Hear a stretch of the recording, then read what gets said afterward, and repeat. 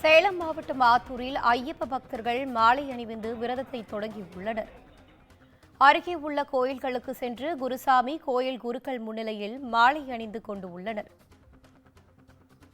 தற்போது கிடைத்துள்ள அண்மை செய்தியாக பார்த்து வருகிறோம். இது குறித்தான கூடுதல் தகவலோடு இணைகிறார் எமது செய்தியாளர் ராஜ்குமார். வணக்கம் ராஜ்குமார், தகவல்களை பகிரலாம்.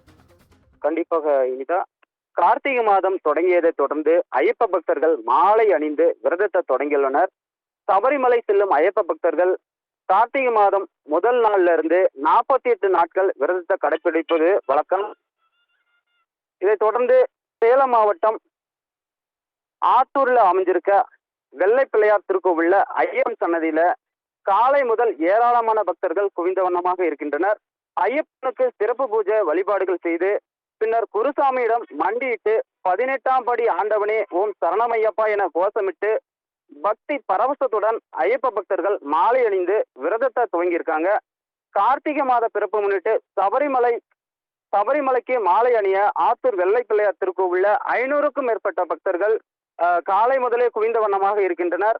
தொடர்ந்து அவர்கள் சரணகோஷமிட்டதால அப்பகுதியில ஒரே பக்தி பரவசத்தோட காணப்பட்டு வருது. இனிதா, தகவல்களுக்கு நன்றி ராஜ்குமார்.